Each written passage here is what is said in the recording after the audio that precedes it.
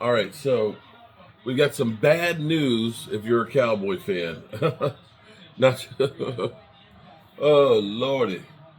Just when you think it can't get much worse, we have 18 players on the injury report. Okay, 18 players. Let me say again, we have 18 freaking players on the injury report.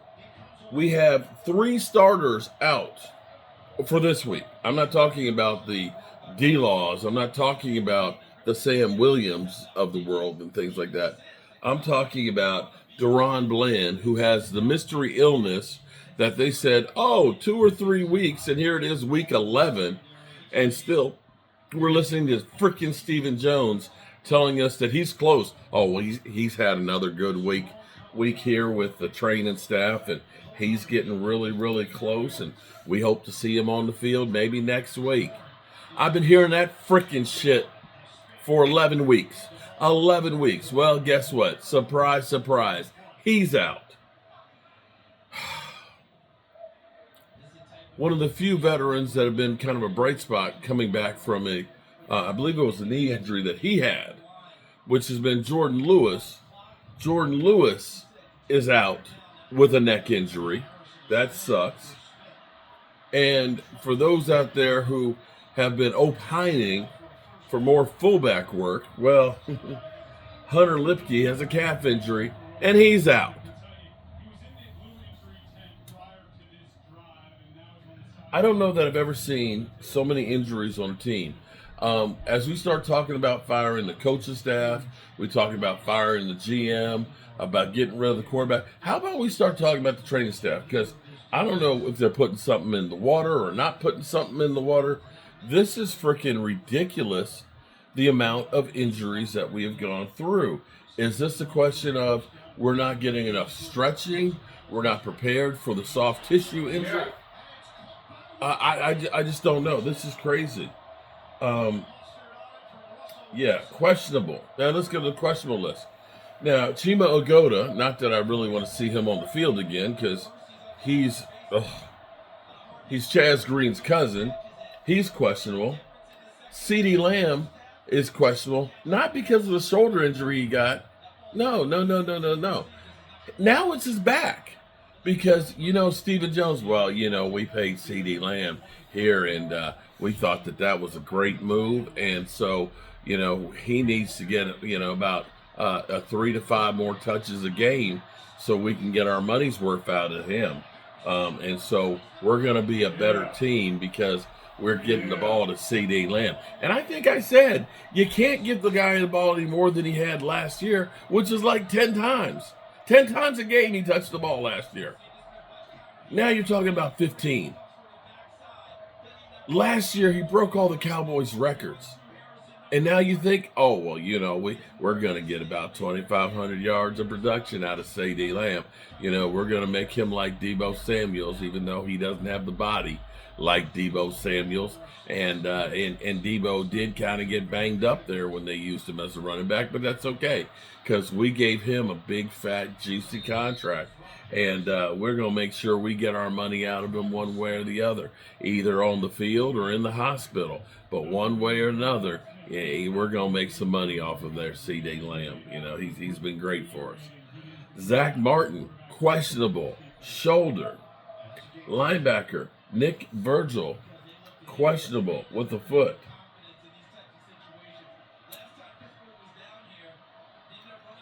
If there's any good news to it, Mike McCarthy said CeeDee Lamb's back issue popped up on 7-on-7 drills, but there's no high concern regarding his availability. So there's that.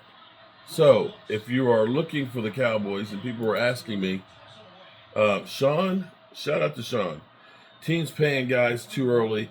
Wait till 5th year Love, Hurts, Lawrence, Herbert, and I'm a Philly guy. Sean, well, sometimes you get lucky, but Cowboys just don't seem to have any luck when it comes to paying their guys. It seems like whenever we pay our guys, typically we turn to shit.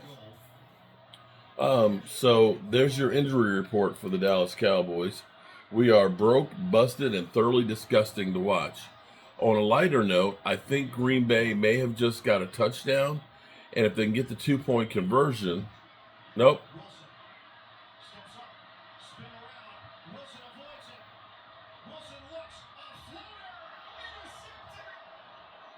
Oh, wow. Russell Wilson just intercepted.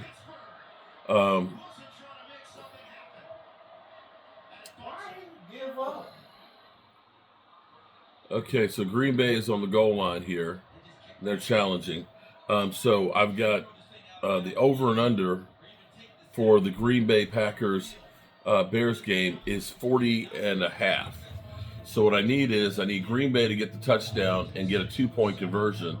And the reason why you would think that they would try and get a 2-point conversion is that's 4 points as opposed to 2 points. So you got nothing to lose by trying the 2-point conversion, unless of course you're working for Vegas, in which case they say we don't want the over, we want the under. So, or we want kick the extra point. I don't know. We'll see. And right now with the Steelers game, we've got the under, which is 48 and a half.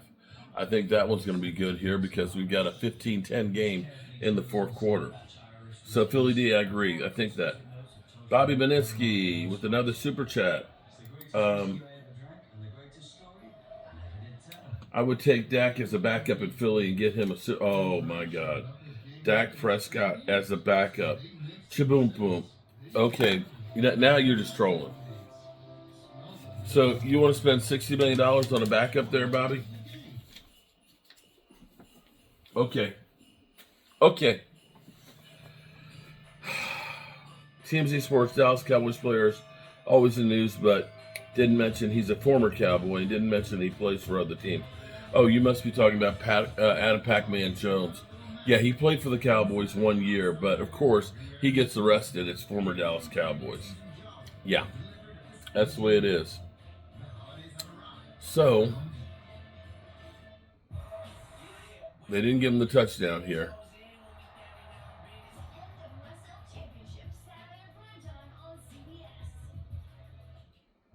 Detroit with the 50 burger. 52-6.